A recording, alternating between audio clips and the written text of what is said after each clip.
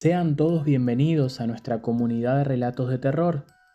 Por favor, recordá dejar tu like y comentar para que estas historias puedan llegar más lejos a otros fanáticos como nosotros. Personalmente voy a estar leyendo todos los comentarios para saber si te gustó este relato. No olvides suscribirte para disfrutar de cada historia. En la descripción de este relato voy a brindar mis cuentas, donde si querés, podés apoyar el crecimiento de este canal. Cada aporte, por más mínimo que sea, me ayuda mucho a poder seguir generando este contenido. Ahora, comenzamos con esta historia. El modelo de Pickman. Relato de H.P. Lovecraft. No es precioso afirmar que me he vuelto loco. Elliot, hay mucha gente con prejuicios más estrafalarios que este.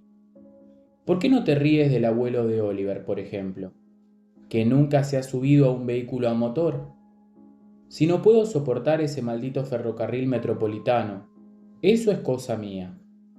Por otra parte, hemos llegado mucho más deprisa que si hubiésemos venido hasta aquí en un taxi. Si hubiésemos ido en el metro, habríamos tenido que subir a pie a la colina de Park Street. Confieso que estoy más inquieto que el año pasado, cuando me viste, pero dudo que sea motivo suficiente como para que me recomiendes el manicomio. Bien sabe el Señor que tengo razones más que de sobra para estar conmovido, y creo que tengo mucha suerte por haber conservado la lucidez hasta este momento. ¿Por qué el tercer grado? Antes no eras tan cruel. Vale, sí, tienes que escucharlo. No veo motivo para que no lo hagas. A lo mejor hasta tienes derecho a saberlo, puesto que fuiste el único que me escribió, como si fueses un pariente enojado.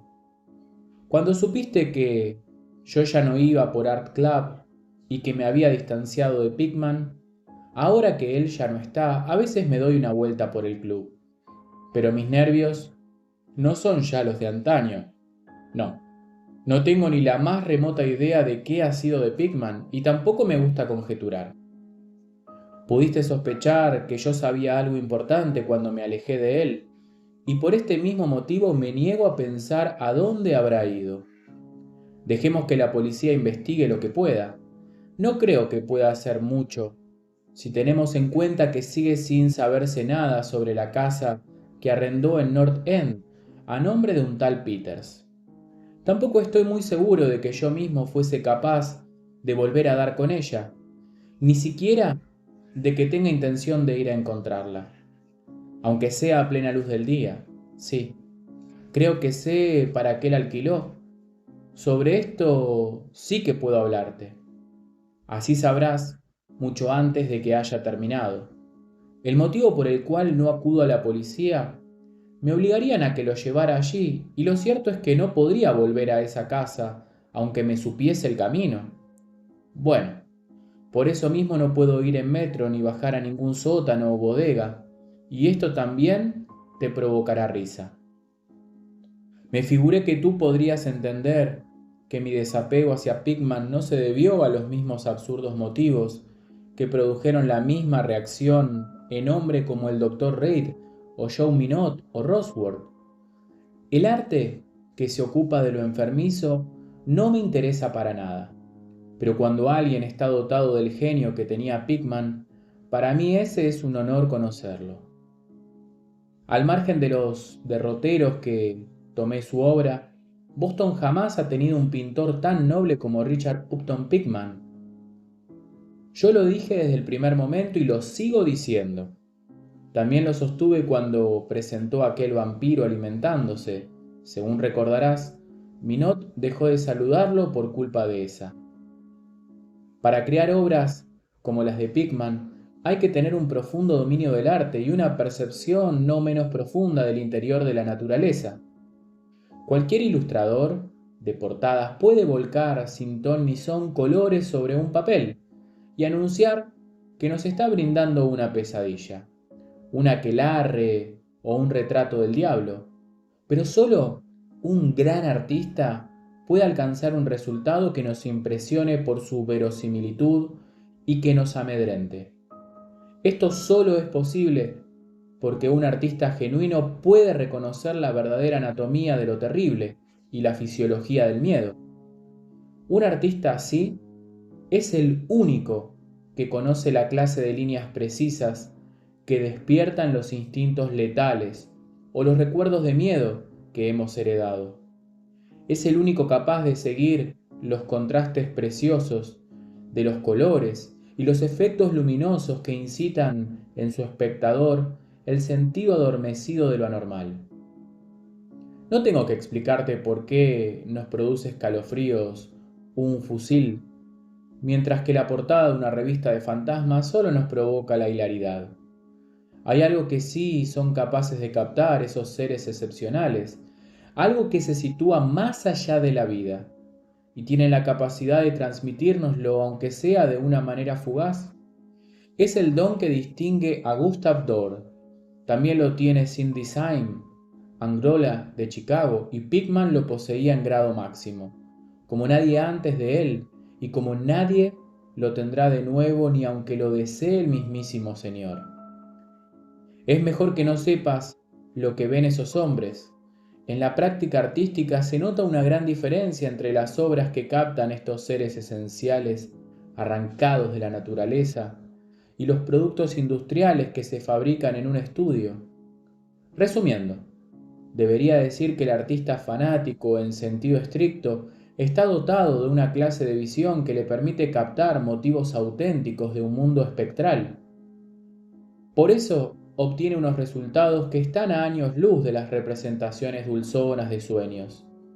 Igual las obras de un pintor vitalista se alejan de los plagios de alguien que ha aprendido a dibujar por correspondencia. Si alguna vez yo hubiese podido ver lo mismo que vio Pickman, pero no. Mejor vayamos a echarnos un trago al coleto antes de ahondar en este tema. Dios mío, no estaría vivo si hubiese visto lo que ese hombre, si es que realmente era un hombre. Como recordarás, el punto fuerte de Pickman eran las caras. Creo que, desde Francisco de Goya, nadie ha sido capaz de plasmar tanta intensidad en unos rasgos o en una expresión. Y antes de Goya, habría que buscar entre los artistas medievales anónimos que esculpieron las gárgolas o las quimeras de Notre Dame o del Mont Saint-Michel. Ellos creían que las criaturas que plasmaban en sus obras eran reales, y a lo mejor es que veían esa clase de seres, sobre todo si recordamos que la Edad Media tuvo etapas muy curiosas. Recuerdo bien que en cierta ocasión le pregunté a Pickman que de dónde demonios sacaba esas ideas y visiones. La respuesta fue una más que desagradable carcajada. De la casualidad de que esa carcajada fue el motivo por el que Reid se disgustó con él. Reid venía de graduarse en patología comparada y estaba lleno de grandes ideas sobre el significado biológico o evolutivo de cualquiera de los síntomas mentales o físicos que se puedan imaginar. Su odio por Pickman era cada vez más evidente y casi terminó en miedo al pintor. Aseguraba que la expresión de Pickman e incluso sus rasgos estaban tomando un rumbo progresivo, que no le gustaba nada, que se desarrollaban en un sentido que no era humano. Si te has carteado con Reid, supongo que le habrás dicho que su error consistió en dejar que los cuadros de Pickman actuasen directamente sobre sus nervios o su imaginación. Eso es lo que yo le dije en ese momento. Puedes tener por seguro que no me alejé de Pickman por nada de eso. Por el contrario, mi admiración por el maestro fue en aumento, pues no cabía duda alguna de que aquel vampiro alimentándose era una obra maestra. Ya sabes que el club se negó a exhibirlo y el Museo de Bellas Artes ni siquiera lo aceptó como donación. Tampoco quiso comprarlo nadie, así que el cuadro terminó olvidado en casa de Pickman hasta que él se fue. Ahora lo tiene su padre, en la casa familiar de Salem. También sabes que Pickman procede de la antigua Salem. Uno de sus antepasados fue condenado a la hoguera en 1692, acusado de brujería. Me acostumbré a visitar a Pickman con cierta frecuencia, sobre todo después de que me pusiera a buscar material para preparar una monografía sobre el arte fantástico. A lo mejor fue su propia obra la que me surgió la idea. Aún así, debo confesar que su obra fue una auténtica mina de sugerencias y datos para aquello. Me dio acceso a todos sus trabajos, a todos los cuadros y dibujos que tenía, incluidos algunos bocetos hechos a tinta, que habrían hecho que lo expulsasen de inmediato del club si llegaran a ser vistos por sus miembros. En poco tiempo me había transformado en una especie de adepto que se pasaba las horas muertas pendientes de unas teorías artísticas y unas especulaciones filosóficas tan descabelladas que, por sí mismas, habrían justificado que ingresasen a Pickman en el sanatorio psiquiátrico de Danvers. El pintor comenzó a hacerme confidencias, seguidamente por mi admiración probada y porque casi toda la gente habría comenzado a rehuirlo. Una tarde me dijo que si estuviese seguro de mi decisión y de mi entereza, me enseñaría algo diferente a lo que yo estaba acostumbrado a ver, algo mucho más perturbador que cualquiera de las piezas que tenía en casa. Me confió que había algunas cosas intolerables para Newbury Street, que allí estarían fuera de lugar y que tampoco podrían ser concebidas. Me dijo, mi misión consiste en captar las armonías del alma y esto es claramente imposible de practicar en una serie de aburridas calles de reciente construcción. Back Bay no es Boston. Aún sigue sin ser nada porque no ha tenido bastante tiempo como para reunir recuerdos y poblarse de espíritus locales. Los fantasmas de aquí están domesticados y han olvidado su hogar inicial, en un pantano o en una cueva de cierta profundidad. Yo necesito fantasmas humanos, fantasmas de criaturas lo bastante fuertes como para haber resistido un vistazo al infierno y lo bastante aptos como para haber regresado con el significado de lo que han visto. Continuó diciendo que el mejor lugar para que viva un artista es el North End. Dijo que si fuese coherente y sincero consigo mismo y con su obra, un artista solo viviría en los barrios pobres, pues es allí donde se acumulaban las tradiciones. Esos lugares, además de haber sido construidos, se han desarrollado en esos lugares, han vivido generaciones y generaciones que han disfrutado de la vida y han muerto en épocas que la gente se atrevía a vivir, sentir y morir. ¿Sabías que en 1632 existía un molino de Copp's Hill y que la mitad de las calles actuales se trazaron ya en 1650? Puedo mostrarte edificios que se mantienen en pie desde hace ya más de 250 años, siglos. Casas que han soportado cosas que harían derrumbarse a los edificios modernos. ¿Qué sabe la gente de hoy sobre la vida y las fuerzas que las mueven? Hoy le llama fantasías a la brujería de Salem, pero mi tatarabuela podría haber usado otras palabras. La ahorcaron en Gallows Hill, bajo la atenta mirada santurrona de Cotton Mather. El maldito Mather estaba siempre obsesionado con que alguien consiguiera fugarse de aquella diabólica cárcel de la monotonía. Lástima que no le echasen un escantamiento o que le chupasen toda la sangre durante la noche. ¿Puedo mostrarte uno de los lugares donde vivió?, continuó Pickman, y puedo llevarte a otra casa a la que no se atrevía a entrar a pesar de sus bravuconadas. Sabía que no quiso escribir en aquel aburrido Magnalia ni en un infantil Maravillas del Mundo Invisible. Por cierto, ¿sabías que en cierta época todo el North End estaba horadado por una red de túneles que permitía a ciertas personas ir a ciertas casas, al cementerio y al mar? Si estudiamos 10 casas construidas antes de 1700, estoy seguro de que en 8 de ellas puedo enseñarte algo raro en la cava. No hay mes en que no leamos en los periódicos que un grupo de albañiles ha dado con pasadizos subterráneos que no conducen a ninguna parte. Hace poco encontraron uno en Hedgeman Street. Había brujas, y la invocación de sus hechizos, contrabandistas, piratas y lo que recogían del mar. Te aseguro que en otras épocas la gente sabía cómo vivir y cómo hacer para ampliar los límites de la vida. Por cierto, que no era este el único mundo que podía conocer un hombre imaginativo y valeroso. Y pensar que hoy, sin embargo, las mentes están tan embotadas que hasta un club de supuestos artistas tiembla y se escandaliza si una pintura transpone los sentimientos que pudo experimentar un feriante de Bacon Street.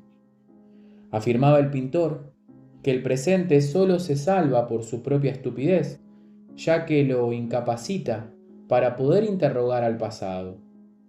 ¿Qué nos cuentan en realidad los mapas, los archivos y las guías sobre North End?, me dijo. Puedo llevarte a 30 o 40 callejuelas situadas al norte de Prince Street, cuya existencia no conocen ni siquiera 10 personas, salvo los forasteros que viven en ellas. ¿Y qué saben de su naturaleza esos hombres morenos? Nada. Turber, ¿por qué esos antiguos lugares están llenos de horror, de maravillas y de puertas que permiten acceder a mundos distintos de los vulgares? Sin embargo, no existe nadie que sepa comprenderlos o sacarles el provecho necesario. Dicho con otras palabras, ¿hay una sola alma capaz? ¿O crees que he estado estudiando el pasado en vano? Por lo que veo, me decía, ¿te interesa este tipo de cosas? Bueno, ¿qué me dirías si te confío que tengo otro estudio por esa zona, donde puedo captar el espíritu sombrío de horrores pasados y pintar cosas que de otra forma nunca se habrían venido a la imaginación de Newbury Street? Claro que no haría esta revelación a las idiotas mojigatas del club. Empezando por Reid, el maldito, siempre cuchicheando como si yo fuese una especie de bicho monstruoso. Turber, ¿puedes creerme si te digo que hace mucho tiempo que decidí pintar el terror de la vida, igual que se pinta su belleza? Así que llevé a cabo algunas investigaciones en lugares sobre los que tenía motivos fundados para saber que allí habitaba el terror. Hallé un sitio, murmuró Pickman, que solo han visto 3 hombres nórdicos aún vivos aparte de mí mismo. No está muy lejos del metro, pero está a siglos de él, por lo que se refiere a espíritu. Decidí alquilarlo por el extraño pozo con paredes de ladrillo que tiene en el sótano. El edificio está casi en ruinas, así que nadie se le ocurriría irse allí a vivir. Me da vergüenza contarte lo que pago por él. He cegado las ventanas porque no necesito luz natural para mi trabajo. He instalado el taller en el sótano, que es el sitio donde la inspiración es más intensa, pero también tengo más habitaciones amuebladas en la planta baja. El edificio es de un hombre siciliano y he usado el nombre de Peters para arrendárselo. Pickman terminó diciéndome: si quieres, te llevaré esta noche. Estoy seguro de que los cuadros te encantarán porque contienen lo mejor de mí. No tendremos que caminar mucho, siempre voy a pie para no llamar la atención con ese taxi en un lugar como este. Tomaremos el metro en South Station e iremos hasta Battery Street. Luego allí hay un pequeño trecho y nos plantaremos allí. Como comprenderás, Elliot, después de ese discursito, habría acompañado a Pickman hasta el infierno. Tomamos el metro en South Station y sobre las 12 ya estábamos en Battery Street, caminando a lo largo del muelle. A continuación, enfilamos toda una callejuela desierta y en cuesta, que era la más vieja y más cochambrosa que habría visto en mi vida, salpicada por casas, tejados hundidos, ventanas, astillas y chimeneas torcidas a medio derrumbar que, a pesar de todo, aún se erguían contra el cielo. Tuve la impresión de que todas esas casas que yo veía en ese momento también las había visto Cotton Mather. Al llegar a una esquina mal iluminada, giramos a la izquierda y nos metimos en un callejón mucho más estrecho y silencioso, pero esta vez sin ninguna luz.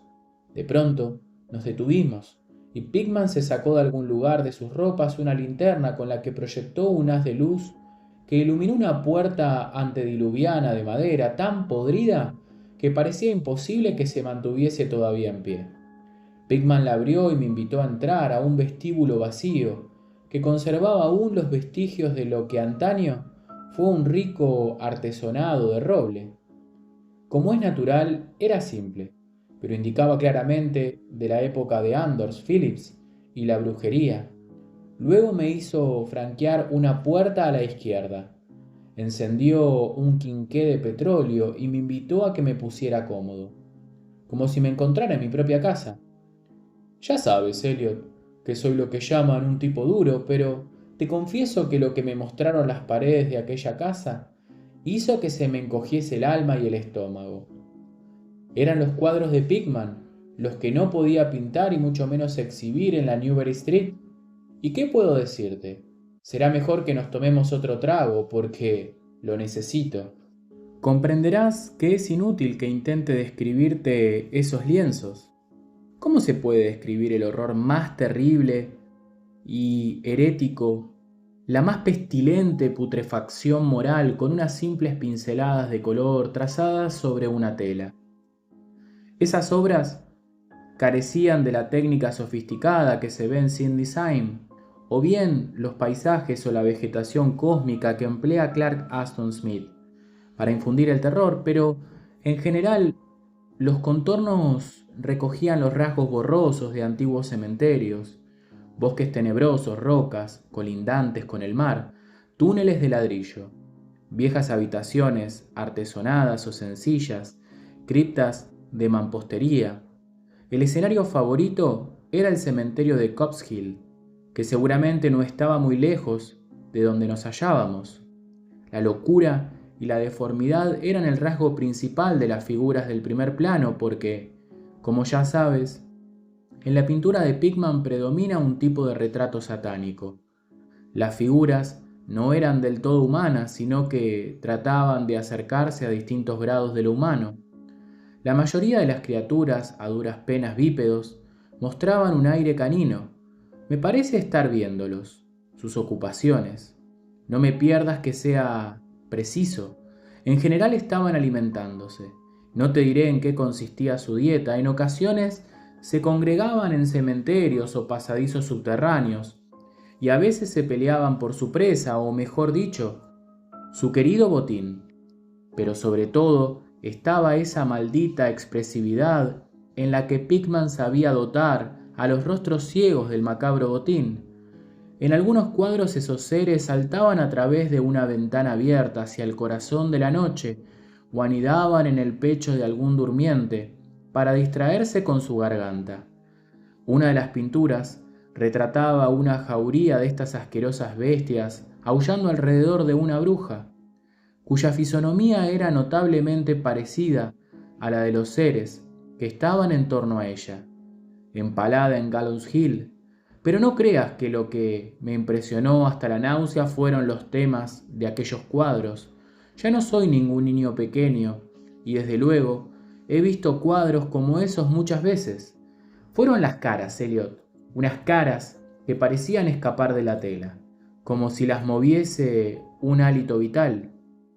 Ahora mismo podría jurarte que estaban vivas. Ponme otra copa, Elliot. Recuerdo una pintura titulada La lección, Dios mío.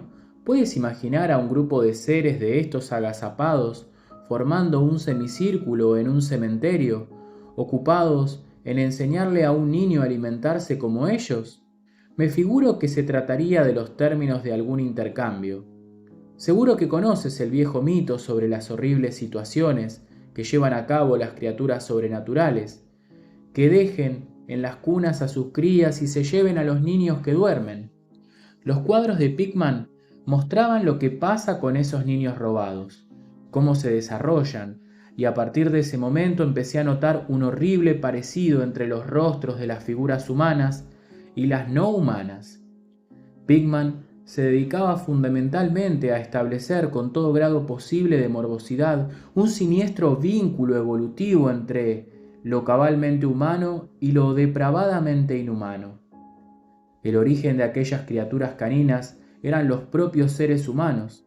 Se me pasó por la cabeza la incógnita de qué es lo que ocurría con las crías que dejaban en las cunas a modo de intercambio. Entonces un cuadro que apareció de pronto ante mis ojos me dio la respuesta. La tela representaba el interior de una puritana, decorada con mobiliario del siglo XVI o XVII, y una reunión familiar en torno al padre que leía las escrituras. Todos los rostros menos uno transmitían integridad y solemnidad. El que era distinto exhalaba la burla más repugnante. Era un joven, por lo que se podía deducir hijo de aquel piadoso padre. Si bien era indudable su parentesco con los seres infrahumanos, era el producto de uno de aquellos intercambios, y en un impulso de ironía máxima, Pickman había dotado a las facciones del joven con una perturbadora semejanza con las suyas. Entretanto, Pickman había dejado encendida una lámpara en la habitación de al lado y me invitó a pasar para enseñarme sus últimos estudios. Todavía no había abierto la boca para comunicarle mis impresiones sobre lo que había visto porque el terror y la emoción me habían dejado mudo. Sin embargo, él notó mi estado anímico y eso le halagó. «Elliot, quiero que tengas muy en cuenta que no soy ningún timorato que se pone a gritar delante de cualquier espectáculo que no entre en lo que solemos llamar normal. Soy ya mayorcito como para no dejarme impresionar con facilidad, pero lo que vi en aquella habitación me hizo gritar y tuve que agarrarme al quicio de la puerta para no caerme redondo al suelo. La primera de las habitaciones era el reino de una enorme cantidad de vampiros y brujas poblando el mundo de nuestros antepasados. Pero esta habitación estaba dedicada al horror que se anida en nuestra vida cotidiana. ¿Cómo podía pintar Pickman esas cosas? Había un bosquejo llamado accidente en el metro. En él se veía una jauría de criaturas malignas saliendo de una descomunal catacumba por una grieta del suelo y atacando a los viajeros que aguardaban en el andén. Otro mostraba una danza de Copskill entre las sepulturas, que la acción se situaba en la actualidad. También había varias vistas de cavas, con monstruos saliendo de boquetes y grietas de la mampostería, haciendo siniestros gestos sin dejar de mantenerse agazapados, tras barriles de calderas, aguardando a la primera víctima que descendiese por la escalera. Un cuadro repulsivo parecía centrado en un amplio sector de Beacon Hill, con hordas de monstruos infectos que brotaban de los miles de agujeros que se abrían en el suelo. También había trabajos con danzas en cementerios actuales, pero lo que más me estremeció fue una escena en una cripta perdida donde una multitud de bestezuelas se apelotonaba en torno a otra que tenía una conocida guía de Boston en sus manos y la leía a todas luces en voz alta. Todas las bestezuelas señalaban un mismo pasaje y sus semblantes mostraban crispación por una risa epiléptica, cuya reverberación casi me pareció oír. El título de la tela era Holmes, Lowell y Longfold están enterrados en Mount Auburn. Mientras recuperaba un poco de aplomo y serenidad a medida que me iba adaptando a la segunda habitación diabólica y enfermiza, empecé a analizar mi estado de ánimo. Para comenzar, supe que todo aquello me repugnaba porque demostraba la falta de humanidad y la brutalidad impasible de Pickman. Estaba claro que debía ser un ineludible enemigo del género humano para disfrutar de ese modo, con la tortura del espíritu y la carne, y con la humillación de lo humano. Por otra parte, todas esas pinturas eran terroríficas debido a su grandeza. Su arte persuadía porque al mirar sus cuadros veíamos a los demonios en persona, y como es natural, nos inspiraban miedo. Pero lo más curioso de todo era que Pickman pintaba con trazos lineales, sin recurrir a trucos o efectismos, sin difuminar la luz o distorsionar lo real. Los perfiles eran nítidos y los detalles estaban lamentablemente bien definidos. ¿Y qué puedo decirte de aquellos rostros? Lo que se apreciaba en aquellos cuadros era algo más que la simple interpretación de un artista. Era el propio infierno reflejado con la mayor fidelidad que nadie puede imaginar. No se podía confundir a Pickman con un soñador o un romántico porque, Su tarea se limitaba a plasmar un mundo horrendo que él veía cristalinamente. Solo Dios sabe dónde había captado todas esas heréticas formas que se veían en los cuadros. Ahora bien, fuera cual fuese la fuente de sus imágenes, era más que evidente que, en lo que a concepción y ejecución se refiere, Pickman era un pintor realista que rayaba en lo científico. A continuación bajé detrás de mi anfitrión al verdadero estudio, al que se encontraba en el sótano. Cuando llegamos al pie de la escalera húmeda, Pickman dirigió el haz de luz de su linterna a un rincón, donde había un círculo de ladrillos que sin duda marcaba el brocal de un pozo de grandes dimensiones, que había sido excavado en el suelo. Vi al acercarnos que la oquedad mediría en torno a 1,5 metros de diámetro. Las paredes tendrían 1,5 palmos de espesor y sobresalían 1 palmo sobre el nivel del suelo. Tenía todo el aspecto de ser una de esas sólidas construcciones del siglo XVII. Pickman me explicó que era un acceso para conectarse con la red de túneles que ahordaba en el interior de la colina y de la que ya me había hablado hacía tiempo. Noté que el pozo estaba tapado con un disco de madera bastante recio. Cuando imaginé los sitios a donde debía llevar ese pozo, si es que tenían algo de verdad, las descabelladas revelaciones de Pickman, todo mi cuerpo tembló.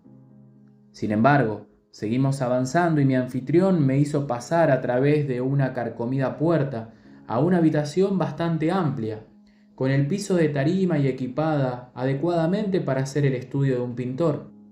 Una instalación de gas acetileno daba la luz necesaria para trabajar allí. Los cuadros inacabados colocados sobre caballetes o sencillamente apoyados contra la pared provocaban al mismo terror que los que había visto arriba y daban una vez más fe de la meticulosidad característica del artista. El esbozo de las escenas era muy cuidadoso y las líneas a lápiz mostraban con qué cuidado trataba Pickman de lograr la perspectiva y las proporciones exactas. Era un gran pintor, y pese a todo lo que sé, puedo seguir diciendo ahora, me llamó la atención una gran cámara fotográfica que se hallaba sobre una mesa. Pickman me explicó que la utilizaba para fotografiar paisajes que luego pasaban a formar el fondo de sus obras.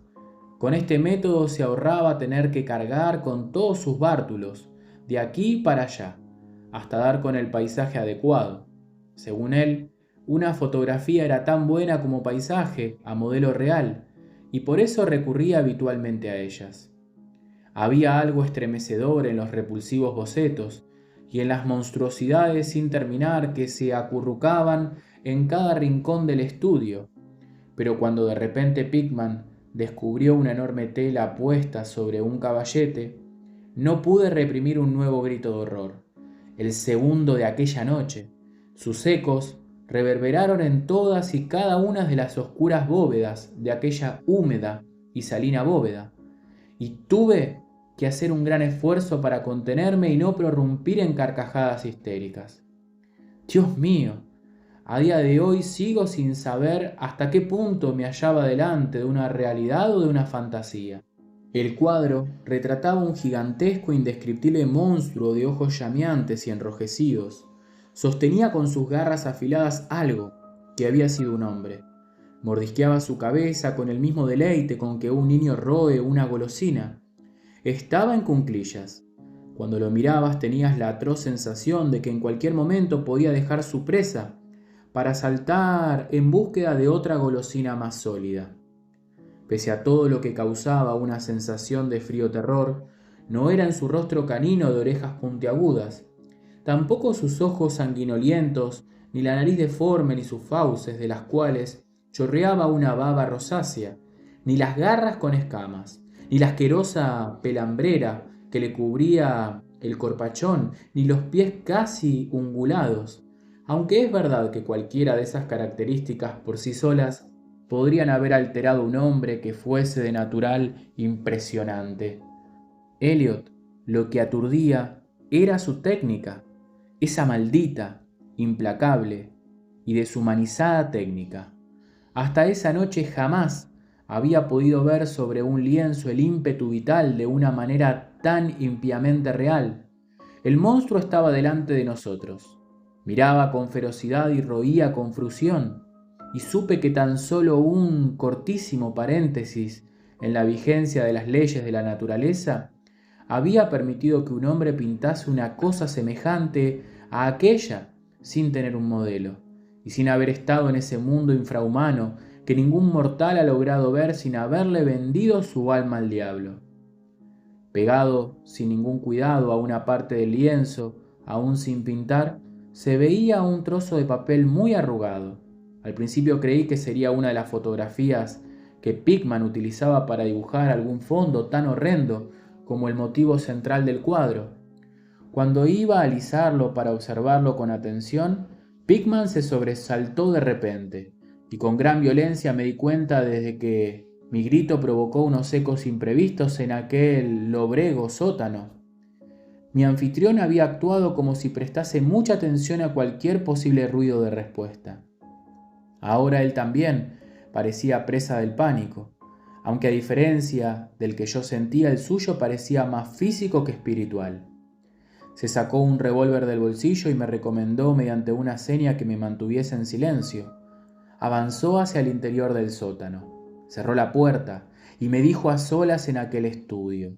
Sentí que se apoderaba de mí la parálisis. Agudicé el oído y me pareció percibir un débil sonido en alguna parte. Era como si alguien se deslizase por el suelo. Después vinieron muchos chillidos, agudos y varios golpes fuertes en una dirección que no fui capaz de determinar. Mi imaginación alterada creó la imagen de ratas gigantescas. Un nuevo ruido logró ponerme la carne de gallina. Era el estrépito de una madera muy pesada al caer sobre una piedra o un ladrillo. ¿Madera sobre ladrillo? Esa combinación no me resultaba del todo ajena. Tal vez se oyó otro ruido, pero ahora con más intensidad, y seguido por una vibración como si la madera hubiera caído mucho más lejos que la primera vez. Aún reverberaban las vibraciones cuando sonaron, uno seguido de otro. 6 disparos de revólver, disparados de un modo especial, como cuando un domador de leones está deseoso de impresionar a su público.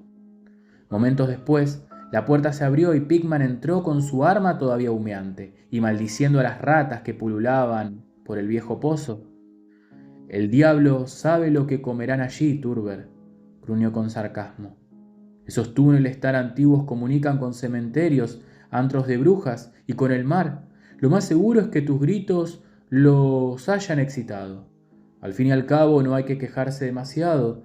Le dan un poco más de atmósfera al color del ambiente, ¿no te parece?».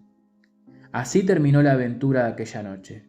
La promesa de Pickman de mostrarme el lugar se había cumplido debidamente. Abandonamos aquel dédalo de callejuelas, siguiendo otra dirección porque enseguida me encontré en la muy familiar Charter Street. Aunque estaba muy nervioso como para reconocer la forma en que habíamos llegado hasta allí, era demasiado tarde para tomar el metro. Así que volvimos a pie por Hanover Street. Recuerdo perfectamente la caminata. Giramos en Tremont y después de subir por Bacon, llegamos hasta la esquina de Joy donde Pickman me abandonó. Desde entonces no volví a verlo. ¿Que por qué dejé de ver a Pickman? No seas impaciente y deja que pida otro poco de café. No fue por los cuadros que vi en ese sitio, aunque es cierto que habrían sido motivo más que suficiente para que Pickman le hubiese negado el acceso a 9 de cada 10 hogares de Boston. Espero que ahora comprendas el porqué de mi fobia a bajar a los túneles de metro o los sótanos. Me aparté de él por algo que encontré en uno de los bolsillos de mi abrigo a la mañana siguiente. Sí, era el papel arrugado que estaba prendido al horrendo lienzo del sótano, eso que yo había pensado que era una fotografía con algún paisaje que Pickman pensaba utilizar como fondo para el monstruo, probablemente cuando Pickman tuvo aquel súbito sobresalto. Me guardé sin darme cuenta el papel en el bolsillo antes de mirarlo siquiera. Bueno, aquí está el café, Elliot. Te aconsejo que lo tomes a palo seco. En efecto, fue ese papel lo que me provocó mi distanciamiento de Pickman, de Richard Upton Pickman. el artista más notable que haya conocido jamás, y el ser más detestable que haya traspasado los límites de la vida para zambullirse de cabeza en el mito y la demencia. Reid estaba en lo cierto al decir que Pickman no era estrictamente humano. No me pidas que te explique o que haga conjeturas sobre aquel papel que quemé. Hay secretos que se remontan a la época de Salem y no olvides que Cotton Mather habla de cosas mucho más extrañas incluso. Ya sabes lo endiabladamente expresivos que eran las pinturas de Pickman y cuántas veces que nos preguntamos de dónde habría sacado aquellos rostros. Bueno, debo confesarte que el papel no era la fotografía del paisaje para ser utilizado como fondo. En la imagen se veía únicamente al ser monstruoso que estaba pintando en aquel horrendo cuadro. Era el modelo que le había servido de inspiración y el fondo era solo la pared del sótano, reproducida con todo lujo de detalles. Eliot, por Dios, la foto era un retrato del natural. Fin de este relato. Gracias por acompañarme en esta historia. Espero que la hayan disfrutado tanto como yo al leerla. Pronto nos encontraremos en la siguiente aventura. Hasta entonces, felices pesadillas.